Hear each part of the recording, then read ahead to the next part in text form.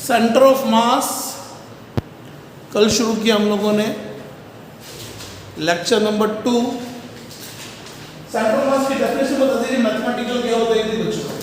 Formula देख लेते हैं आरसीएम का, integration of RDM divided by integration of DM.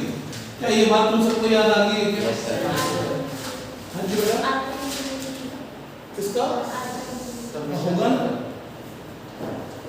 होगा, अभी देखना कैसे होगा, लेकिन पकड़ लेते हैं बात को। ये क्या चीज है? ये है मास ऑफ एलिमेंट। ये क्या चीज है?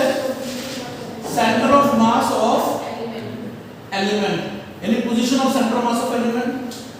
डीएम तो बता ही चुके मास ऑफ एलिमेंट है। ऐसे हमने एक्ससीएम का फॉर्मूला भी निकाल लिया था, वाईसीएम का फॉर्मूला भी निकाल लिया था और जेडसीएम का फॉर्मूला भी निकाल लिया था। Integration of x dm divided by integration of dm, integration of y dm divided by integration of dm, integration of z dm divided by integration of dm. Dm से डीएम काट मत देना भैया, ये एक क्वांटिटी है और ये एक अलग बात है। क्लियर है क्या? Yes sir. तो हम लोग देखेंगे how to find centre of mass of distributed mass systems.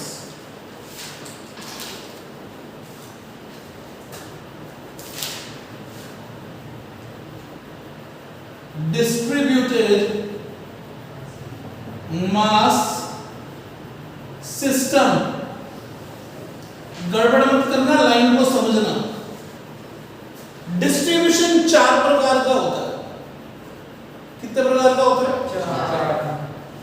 कितने प्रकार का होता है? 4। एक पढ़ चुके हैं।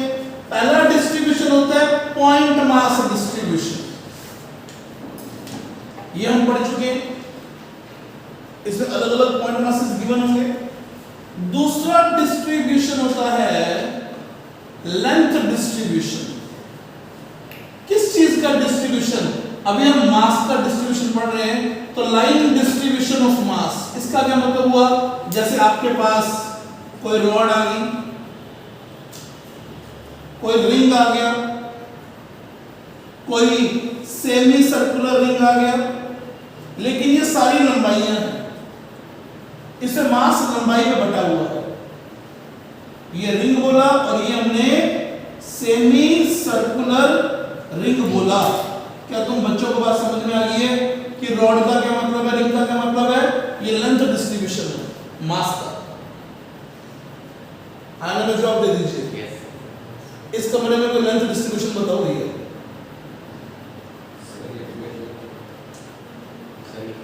ये लेंथ, ये ट्राइपॉड की लेंथ आ गई, बाकी डायमेंशन नेग्लिजिबल है लेंथ के कंपैरेटिवली। तो एक पाइप का डिस्ट्रीब्यूशन जो है वो कौन सा डिस्ट्रीब्यूशन है? लेंथ डिस्ट्रीब्यूशन है। हाँ ना, जवाब दे दीजिए बच्चों। Line distribution. ये 2 तरह के डिस्ट्रीब्यूशन हो चुके हैं, ये पढ़ चुके हैं, बाकी पढ़ने हैं। दूसरा है सरफेस डिस्ट्रीब्यूशन।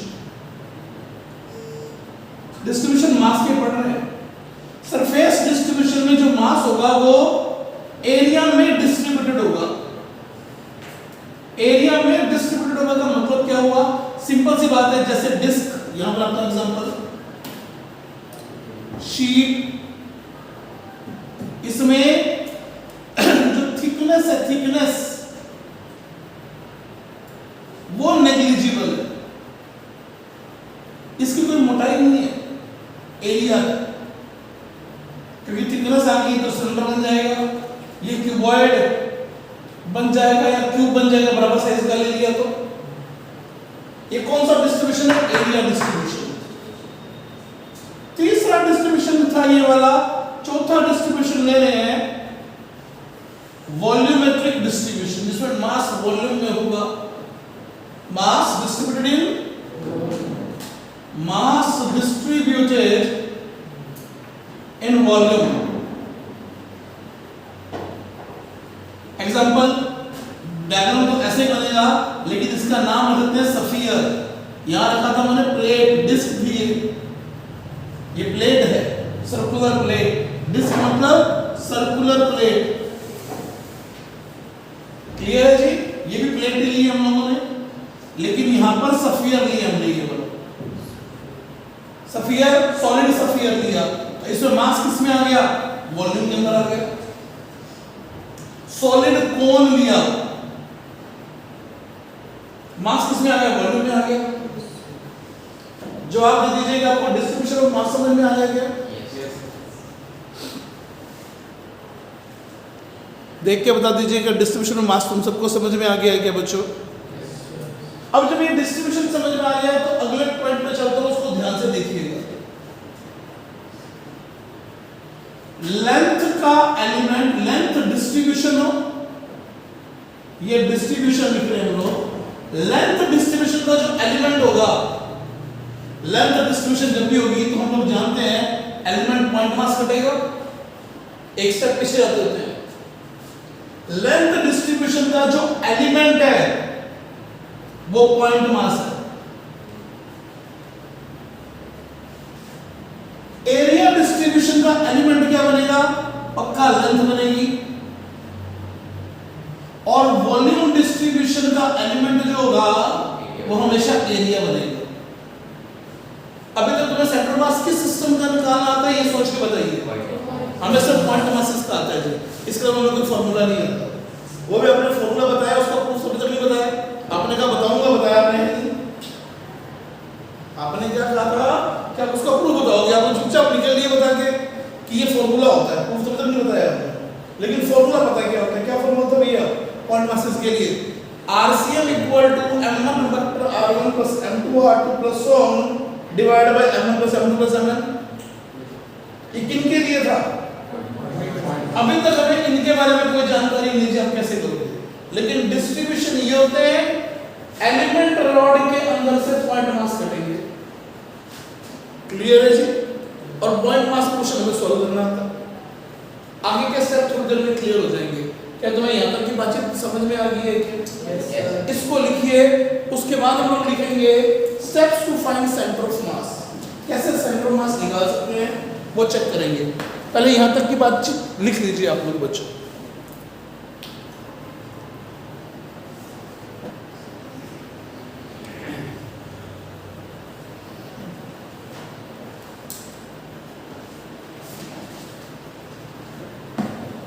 याद रखिए, लेंथ का एलिमेंट, लेंथ डिस्ट्रीब्यूशन का element point mass, area element का डिस्ट्रीब्यूशन, एरिया डिस्ट्रीब्यूशन का एलिमेंट लेंथ, और वॉल्यूम डिस्ट्रीब्यूशन का एलिमेंट एरिया कटेगा बच्चों।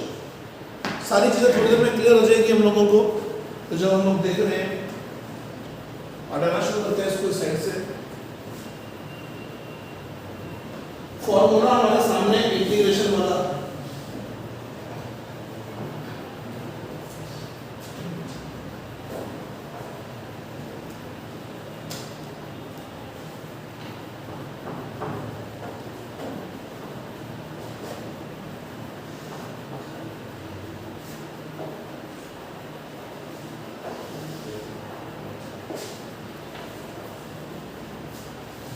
शुरुआत करते हैं लिखने की। Steps to find centre of mass of distributed mass system.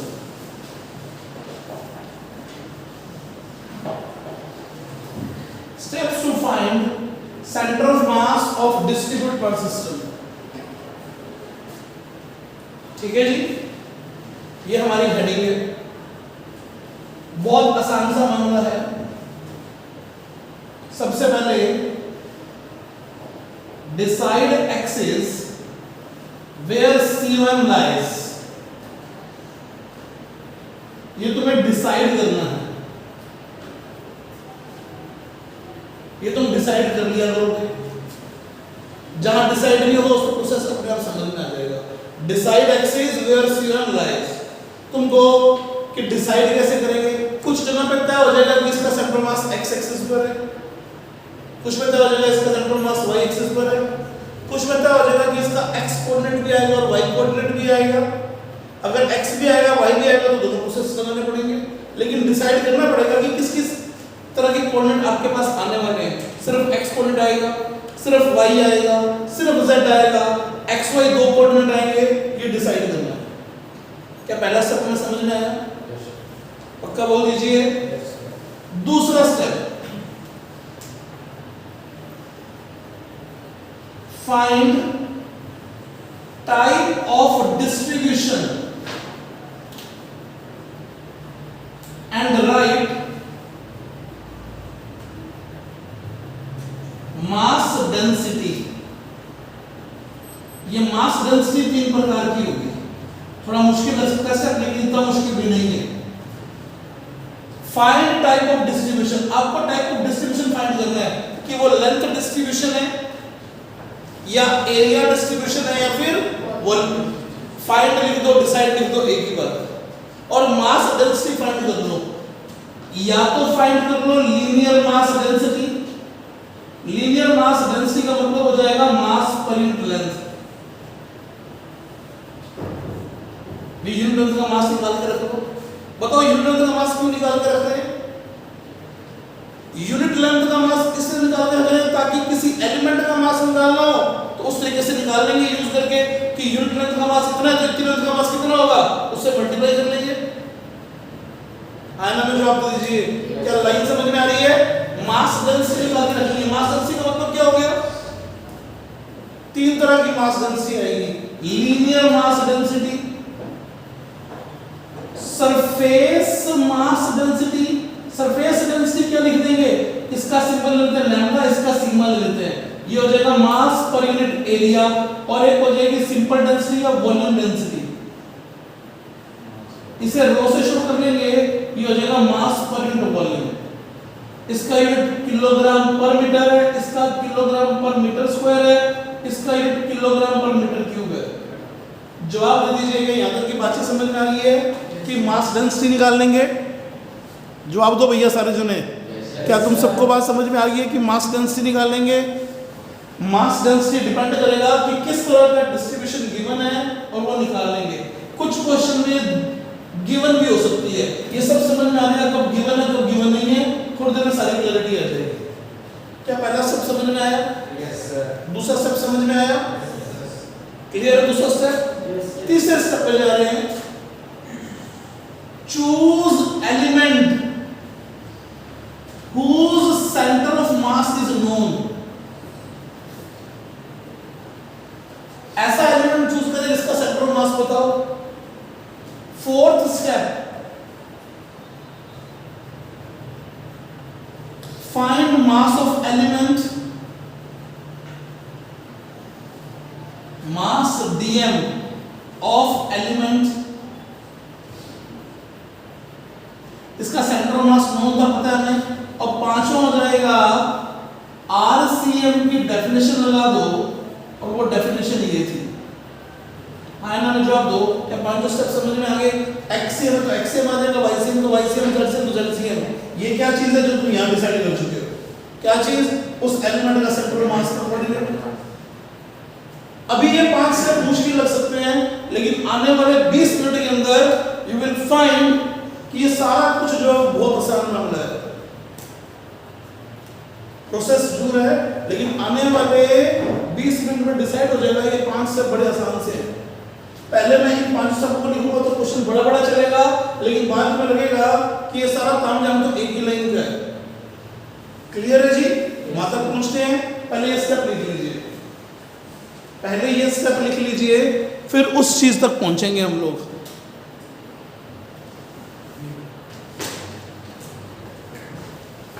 In steps को लिख लीजिए और फिर हम लोग एग्जांपल शुरू कर रहे हैं जी। लैम्डा सिग्मा रो की डेंसिटी जो लिखी है ये निकालनी पड़ सकती है और हो सकता है कि दे रखी हो। फॉर्मूला भूलिएगा मत, क्या लिखा हुआ है एक बार बोल दीजिए। डीएम क्या चीज है? मास ऑफ एलिमेंट है। आर क्या चीज है? सेंट्रल मास, और ये सेंट्रल मास ऑफ सिस्टम है, जिस सिस्टम की अपन बात कर रहे हैं। आयना में जवाब दे दीजिए। पहला एग्जांपल ले रहा हूं। इस पहले एग्जांपल का आंसर तुम सब जानते हो क्या आएगा। ये m मास l लेंथ की एक यूनिफॉर्म रॉड है। m मास l लेंथ की एक यूनिफॉर्म रॉड है। ऐसे पढ़िए, कह रहा है find centre of mass of this system. l/2 बोल ही दिया इसने, तो पता है l/2 आएगा, लेकिन प्रूव करेंगे अपने इसको। इन सब से प्रूव करेंगे। पहला स्टेप बोलो,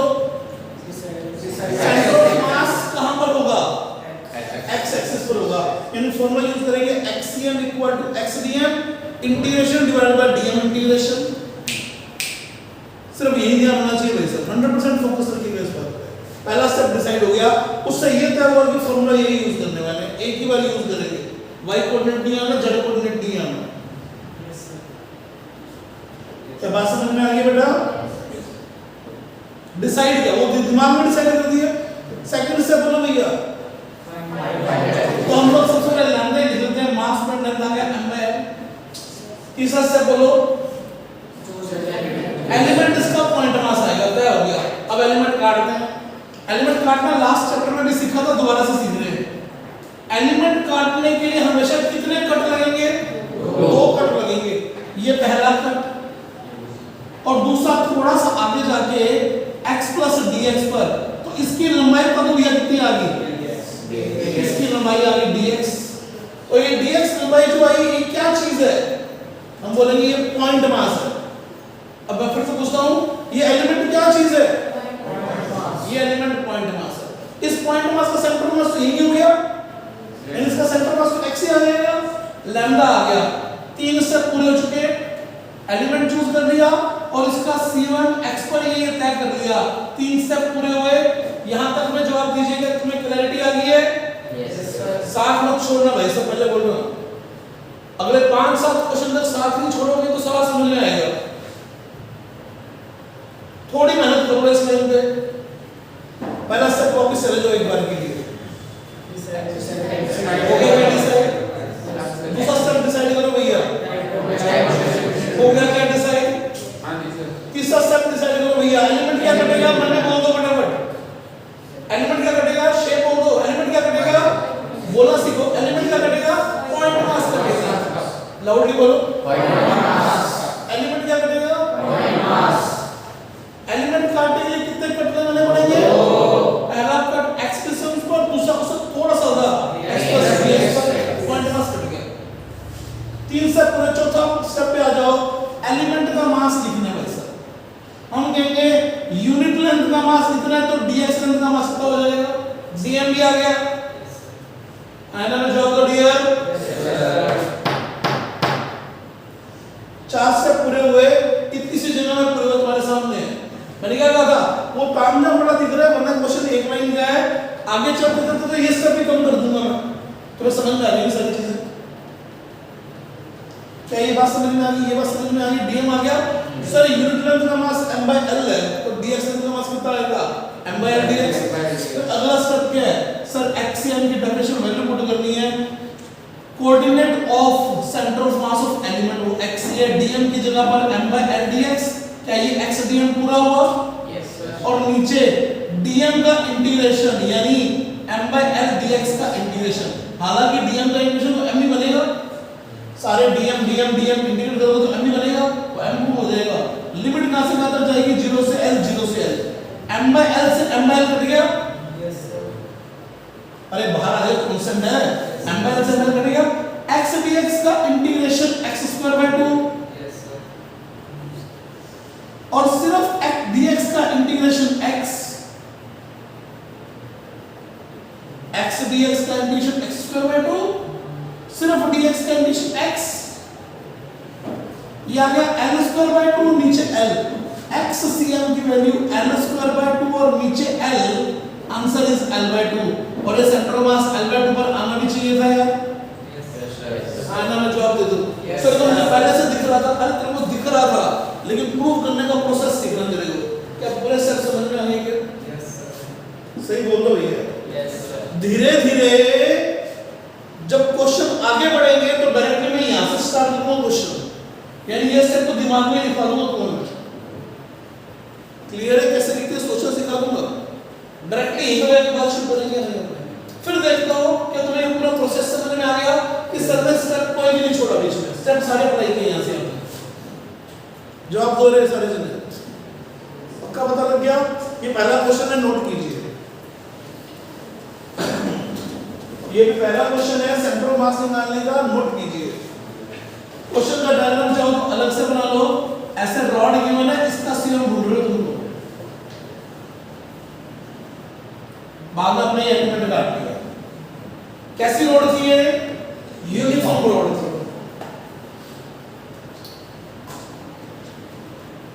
मुश्किल है ना? जवाब नहीं है तुम्हारा यार।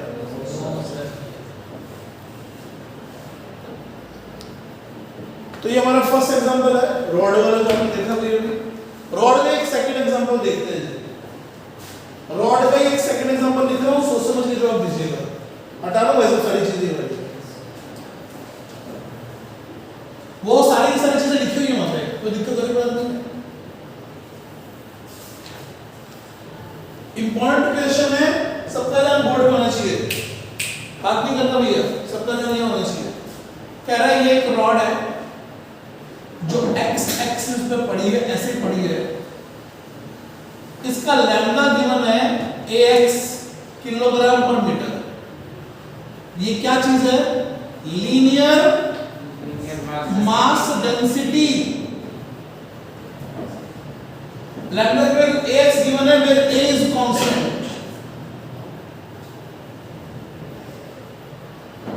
x is distance from origin.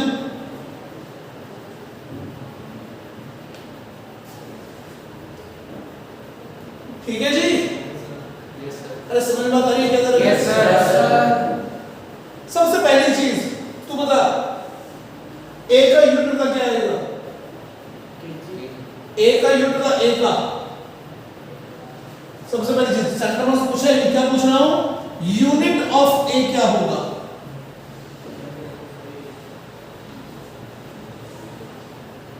कोई भी बताओ तुम्हें से भैया। एक कांस्टेंट में यूनिटलेस तो नहीं है, यूनिट तो आएगी। केजी तो गलत है, किलोग्राम मीटर। सर पर्टिकुलरली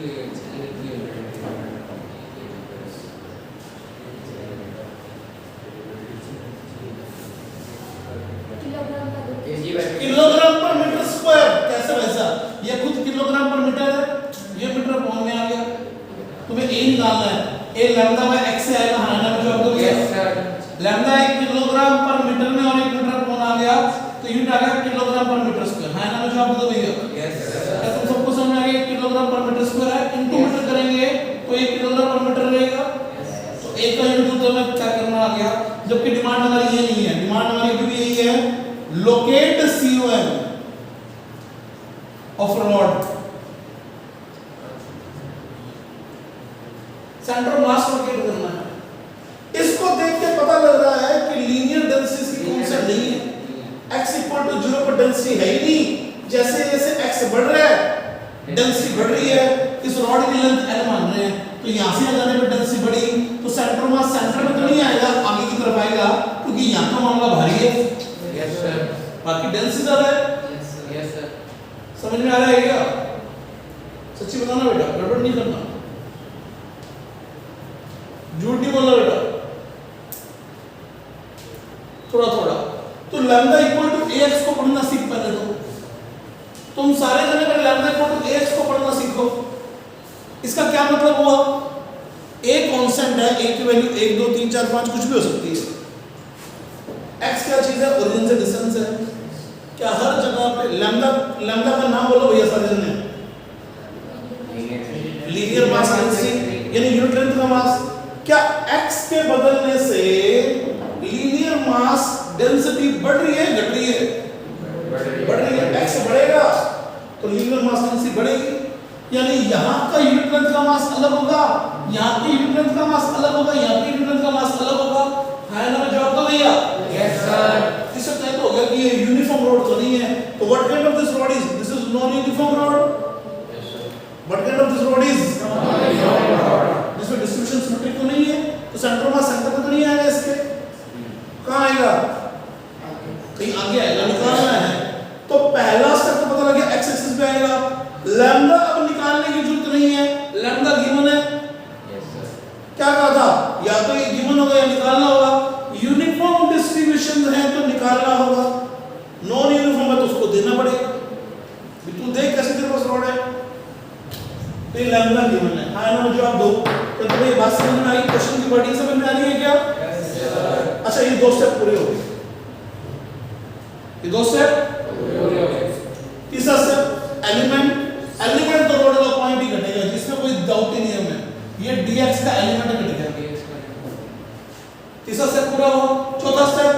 इसका सेंटर ऑफ मास यही होगा, डीएम लिखना है तो डीएम इतना आ गया, डीएम आ गया lambda dx. Sir unit length का मास लैम्डा तो डीएक्स लेंथ का मास कितना, तो डीएम की वैल्यू आ गई ax dx। जवाब दो भाई साहब, क्या डीएम की वैल्यू ax dx में सबको समझ में आ गई? Yes, sir. अभी यूनिट लेंथ का मास लैम्डा तो डीएक्स लेंथ का मास कितना होगा, लैम्डा डीएक्स, और लैम्डा की वैल्यू ax गिवन थी। Yes, sir. सो किसी चीज में स्टेप मत छोड़ना। क्या 4 स्टेप पूरे हो गए? पांचवा स्टेप तो डेफिनेशन है, पांचवें स्टेप में एक्सियम लिख रहा हूं भाई साहब। एक सेकंड चेक करना, स्क्रीन से बाहर तो नहीं हम गई, अभी तो अंदर ही है। X cm equals to integration of x dm divided by integration of dm. हां ना मैं जवाब दो भैया। Yes, sir. करना क्या है बता सर? DM पहले डीएम की वैल्यू पुट करवा लो, डीएम की वैल्यू पुट की, ये यूनिट ऑफ ऐसा ठीक है। ऊपर बन गया ax स्क्वायर dx, नीचे आ गया ax dx। a ने को मार दिया, बाहर कट ही जाएगा, इधर भी लिमिट 0 टू 1, इधर भी लिमिट 0 टू 1। भाई साहब x स्क्वायर का इंटीग्रेशन बोल दो, x3/3, वेरी गुड। तो ये आ गया n3/3।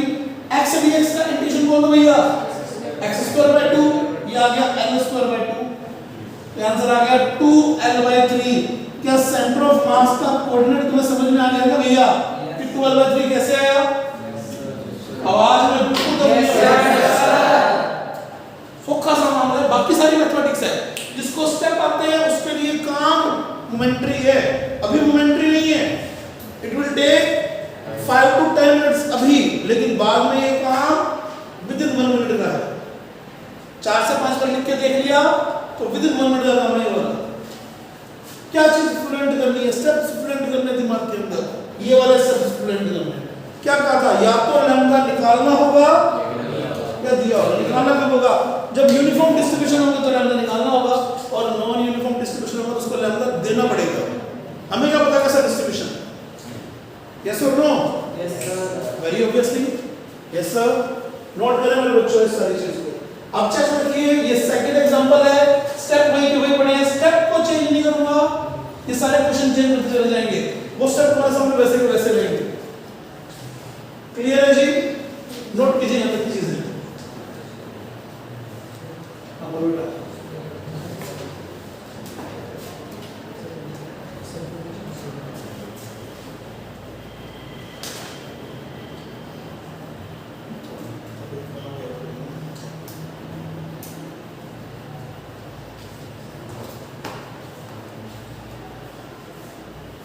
अरे बच्चों, यूनिट ऑफ ए बीच में लिखवाया था, जानबूझ के लिखवाया बच्चों, ताकि पता रहे कि देखते कैसे चीजों को। आया ना, जो आपको समझ में आ गया क्या एक एक सबको बच्चों? Yes, sir. किलोग्राम पर मीटर स्क्वायर कैसे आ गया यार ये? सर ये किलोग्राम पर मीटर स्क्वायर होगा, मीटर से मल्टीप्लाई करूंगा तो किलोग्राम पर मीटर बनेगा, ऐसे बोल दो। या फिर a = λ/x सोल्व करो, बात एक ही है। क्या दोनों बातें जो बोली तो सबको समझ में आएगी क्या? Yes, sir. समझ में आ गई? ओके, थर्ड एग्जांपल की तरफ बढ़ रहे हैं। थर्ड एग्जांपल की तरफ बढ़ रहे हैं, डेफिनेशंस नहीं छोड़ेंगे, ध्यान रखिएगा। थर्ड एग्जांपल ले लेंगे, क्या डालूं? Yes, sir. अरे क्या बोलता है, आपने बताना, डालूं क्या इसको?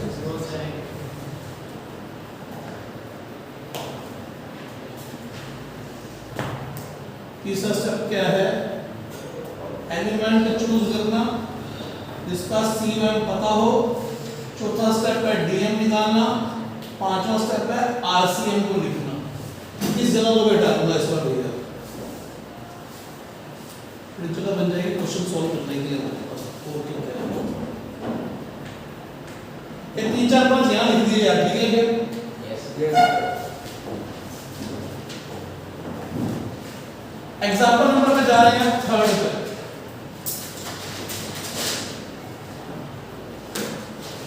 आराम से सोच समझ के जवाब दीजिएगा, स्टेप सीखिएगा सारे के सारे। हेडिंग लिख लीजिए, centre of mass of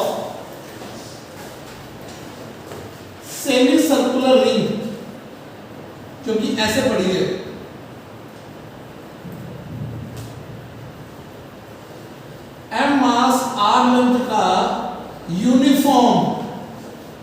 semi circular ring है,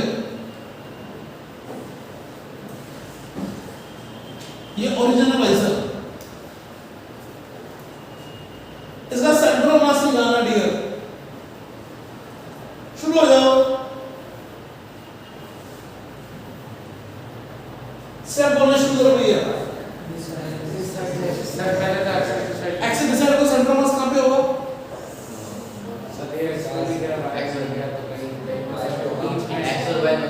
एक्स और वाई दोनों में होगा, वो कह रहा है। कुछ लोग डिसाइड कर रहे हैं एक्स और वाई दोनों में होगा, कुछ लोग डिसाइड करेंगे सर इधर इधर बराबर है तो सिर्फ वाई पे होगा, ये भी डिसाइड कर सकते हैं। अपन दोनों निकालेंगे तो एक्स 0 आ जाना चाहिए, वाई कुछ ना कुछ आ जाना चाहिए। चलो पहला स्टेप हो गया कि एक्स वाई दोनों निकालेंगे। टाइप ऑफ डिस्ट्रीब्यूशन बोलो। लीनियर है, रिंग है, रिंग आके रिंग प्लेट नहीं है, एरियल मास नहीं है, मास अभी भी किसमें है, लेंथ पे है, रिंग दिया आपको रिंग। अरे जवाब दो भैया, डिस्ट्रीब्यूशन का टाइप बोलो। क्योंकि जब तक डिस्ट्रीब्यूशन का टाइप नहीं बोलोगे एलिमेंट डिसाइड नहीं कर पाओगे।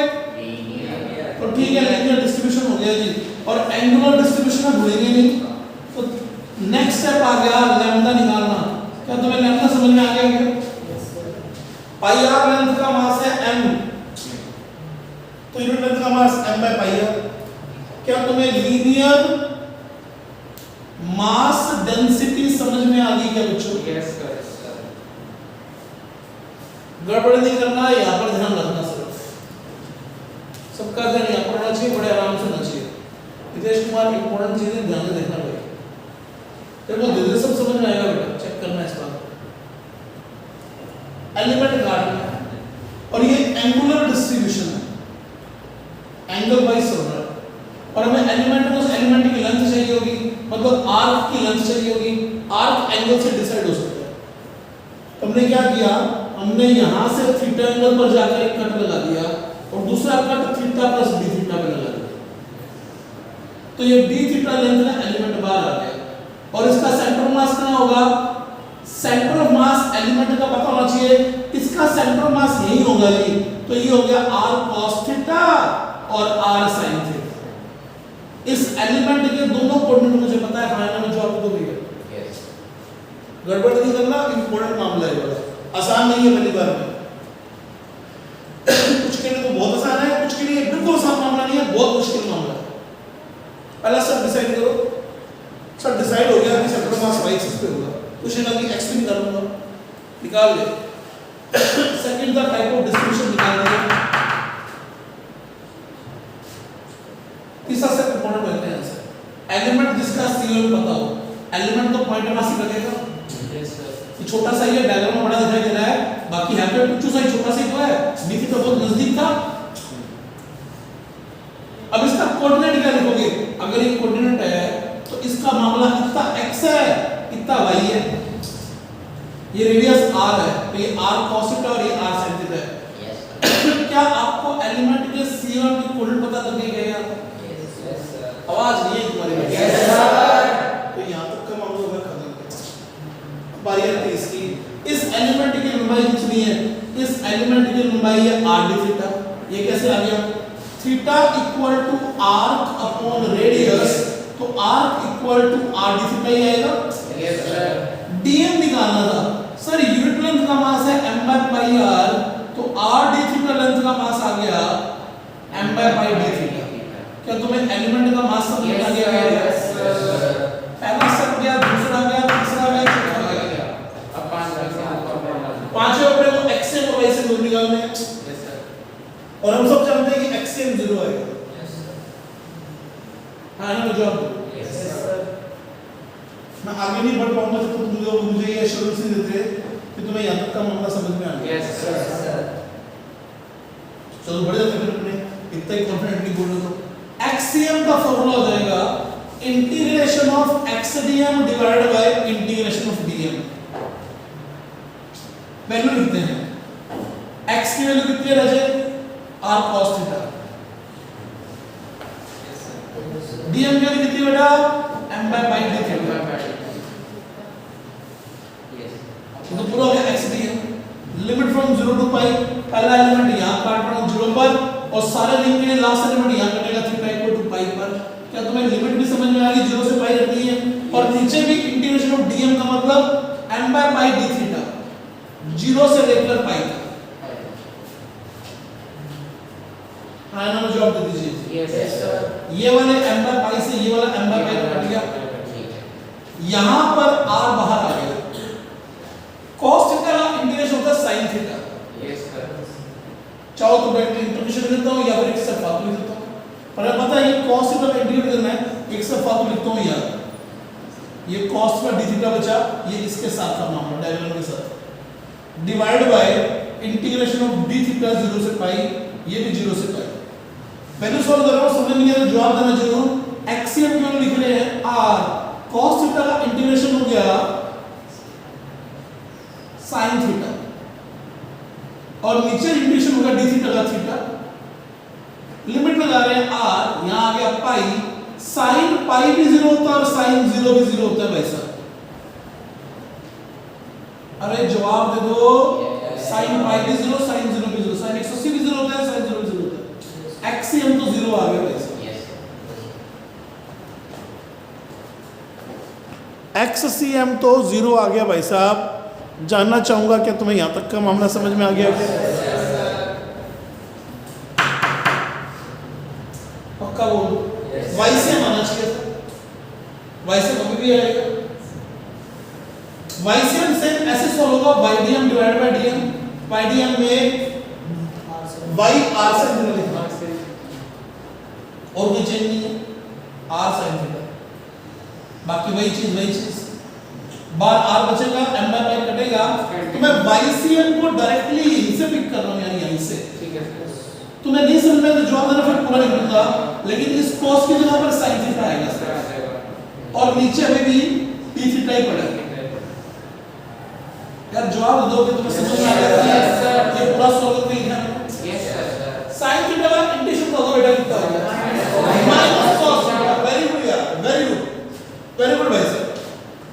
YCM इक्वल टू R, ये minus cos theta, limit from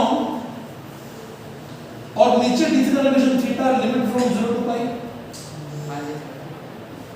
ये माइनस एक बार बाहर निकालने पर नीचे पाई बन चुका है, पाई माइनस 0। फाइनल आंसर यहां लिख रहा हूं, जवाब देना स्क्रीन में आएगा। Yes sir. बाहर है सर। बाहर हो गया। फाइनली यहां लिख रहा हूं यार, इसको यहां लिख रहा हूं फाइनली इस चीज को। YCM इक्वल्स टू ये नेगेटिव r वैसे का वैसे नेगेटिव r, लिमिट आ गई cos पाई माइनस cos 0 और नीचे पाई पढ़ाई है, ये माइनस बार cos pi minus cos 0। cos पाई कितना होता है बेटे? cos पाई कितना होता है? -1 और ये माइनस पड़ा है, cos 0 1 होता है, ये माइनस का 2 बन गया, -2 इंटू -1 प्लस का 2। क्या तुम्हें YCM समझ में आ गया क्या? 2r बाय पाई आया यार भाई साहब। फिजिक्स जो थी ना, फिजिक्स वो तो इंस्ट्रक्टर खत्म हो गई है, तो सारी मैथमेटिक्स चल रही है, ध्यान से देख लो। फिजिक्स तो वहां खत्म हो चुकी है। अच्छा तुम्हें ये आंसर रटा होना चाहिए, इसके डायरेक्ट यूज आएंगे, धीरे याद हो जाएंगे। Centre mass of semi circular ring 2r by pi पर, यूनिफॉर्म सेमी सर्कुलर रिंग का centre mass 2r by pi है, तो याद हो जाएगा धीरे। इसे तो बार-बार प्रूफ नहीं करना पड़ेगा, लेकिन नए क्वेश्चन आएंगे तो प्रूफ निकालने पड़ेंगे। मैं फिर जानना चाहूंगा कि तुम्हें सारे स्टेप समझ में आ गए क्या? Yes sir. कहीं पर हमने वो स्टेप में से कोई स्टेप छोड़ा है क्या? No sir. कोई स्टेप नहीं छोड़ा हमने। क्लियर आप सब बच्चों को? Yes sir. Not clear here. क्या कह रहा है? अरे बोल क्या कह रहा है? अरे कह दे।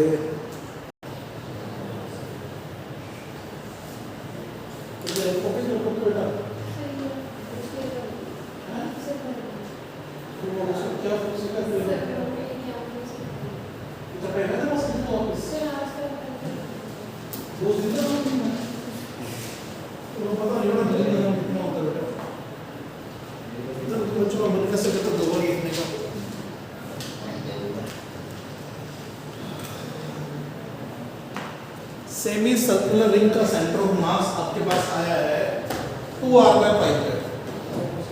कहां पर आया है? 2r y एक्सिस पे। इस डायग्राम के हिसाब से y एक्सिस पे है, ओरिजिन से 2r by pi पे है। क्लियर है जी? और मैंने जैसे कहा कि आपको ये आंसर याद रखना है। क्या करना है? सचिन तुम लोग याद रख लोगे? Yes sir. पक्का बोल दीजिए याद रखोगे? ओके, गड़बड़ ना करें और यहाँ ध्यान से सुनिए बातों को। अब गड़बड़ ना करें और ध्यान सुनिए बातों को। जो बात मैं बोलने जा रहा हूँ उनको ध्यान से सुनिएगा भैया। इसको हटा रहे हैं, ये स्टेप अब आपसे पता है कि कौन-कौन से स्टेप फॉलो कर रहे हैं। जो क्वेश्चन दूं उस क्वेश्चन के बारे में सोचिएगा और ढंग से आंसर दीजिएगा। कैसे सॉल्व करेंगे वो बताइएगा, अपना आइडिया रखिएगा सामने, कैसे सोचते हो। मान लीजिए मैंने आपको कहा कि ये दो रॉड्स हैं m मास l लेंथ की, ऐसे पड़ी हैं, ये ओरिजिन है, और मैंने आपको कहा locate coordinates of center of mass, locates coordinate of center of mass of this L shaped rod। इस L shaped rod का center of mass निकालना कैसे करें डियर? अब सोचना है, मतलब ये यूनिफॉर्म रॉड है ना, आपने तो इंडिविजुअल रॉड का बता दिया मुझे L/2 और वो भी कोऑर्डिनेट क्या आएंगे? एक का L/2, 0 आएगा, एक का 0, L/2 आएगा। पर मैंने तुमसे कोऑर्डिनेट किसके पूछे? L शेप रॉड के पूछे, मैंने सिंगल रॉड के पूछे नहीं आपसे। अब सुनो ध्यान से, अब तुम क्या कहोगे? सर अब हम इसको पॉइंट मास मान देते हैं और पॉइंट मास का फॉर्मूला लगाए थे। अब क्या करें? इसको पॉइंट मास बोल देते हैं, इसको पॉइंट मास बोल देते हैं। एक एक्सियम है, एक वाइसियम आएगा। एक्सियम चेक करना, m1 x1 plus m2 x2 divide by m1 plus m2। कितना आ गया भाई साहब? एक्सियम ml/2, m कटा तो l/4 आना भी चाहिए था, और ऐसे सेम वाइसियम l/4 आ गया। जवाब दे दीजिए, क्या एडवांटेज मिला हमें इस रॉड का सेंटर ऑफ मास पर? तुम्हें समझ में आ गया क्या? Yes sir. पक्का बोल दो भैया। Yes sir. क्लियर है सबको? Yes. इसको हमने क्या मान लिया? इसको पॉइंट मास मान लिया सेंटर ऑफ मास के सिस्टम का निकालने के लिए। वैसे भी सेंटर ऑफ मास किसका? इसी के बीच में आना था। Yes sir. ये दूरी बराबर, ये दूरी बराबर, ये 90 तो इनका 45 पे जाएगा। अपने आप डिस्टेंस निकाल ले सकती है, ये कोऑर्डिनेट निकाले जा सकते हैं कि L/4 आएंगे, कोई दिक्कत वाली बात नहीं है। क्या तुम सबको पूरी बात क्लियर हो गई? कैसे सॉल्व करेंगे? ओके बच्चों, इस क्वेश्चन को लिखें और मैं तुमसे फिर नेक्स्ट क्वेश्चन पूछ रहा हूं। इस क्वेश्चन में लर्निंग ठीक है, थोड़ा अंडरस्टैंडिंग और डेवलप होगी, और ये हम लोग आज का लास्ट क्वेश्चन ले रहे हैं, एरिया और वॉल्यूम डिस्ट्रीब्यूशन का देखेंगे। इस क्वेश्चन का जवाब ध्यान से दीजिएगा जो आपसे पूछने जा रहा हूं। कैसे सॉल्व करेंगे आपकी मर्जी है।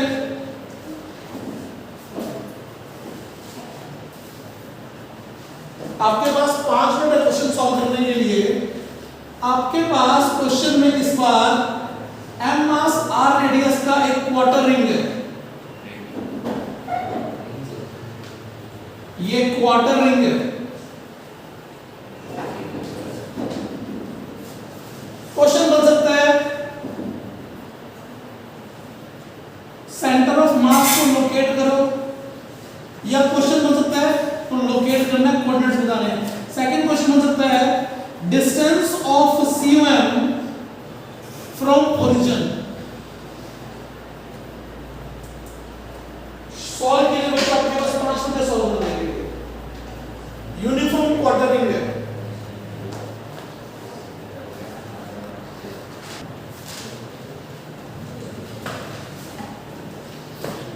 पाई r/2 लेंथ है मास m, और lambda will be m/pi r/2, that is 2m/pi r।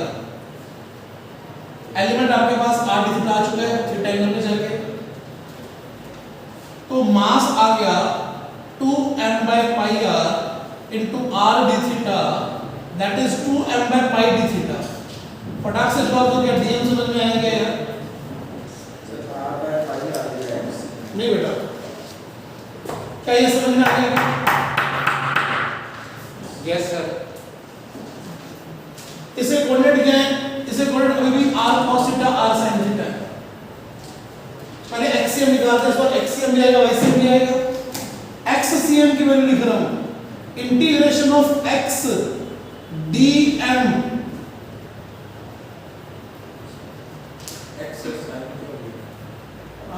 cos है, x dm divide by integration of dm।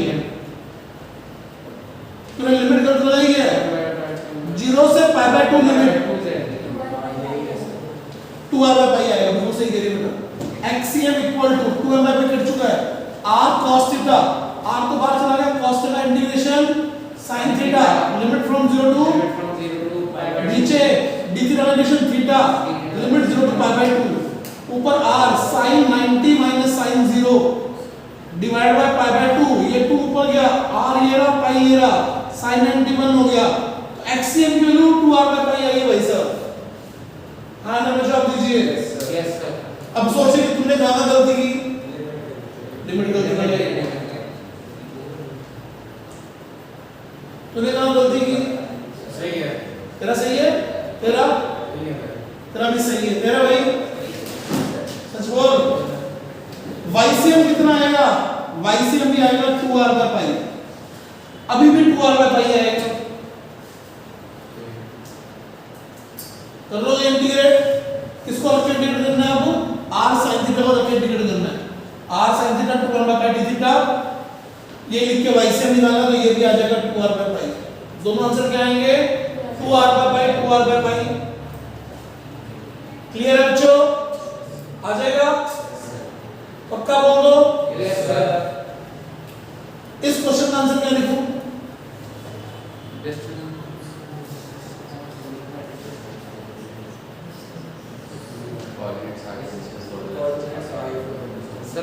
Coordinates आगे तो डिस्टेंस आई जाएगी, x² + y² x और y दोनों सेम आएंगे। Yes, sir. तो ये डिस्टेंस आ गई 2√2r/पाई, √2 टाइम 2r/पाई आंसर आ गया, √2 टाइम 2r/पाई। क्या तुम्हें ये डिस्टेंस भी समझ में आ गई क्या? Yes, sir. आयना में जवाब दो भैया, क्या तुम्हें ये डिस्टेंस समझ में आ गई क्या? Yes, sir. पक्का बोल दो। हाँ जी, sir. इस क्वेश्चन का आंसर एक लाइन में समझना भैया, इस क्वेश्चन का आंसर एक लाइन में समझना। ये सारा आंसर एक लाइन में निकाल रहा हूं, देखते कितने लोगों को क्लिक करता है।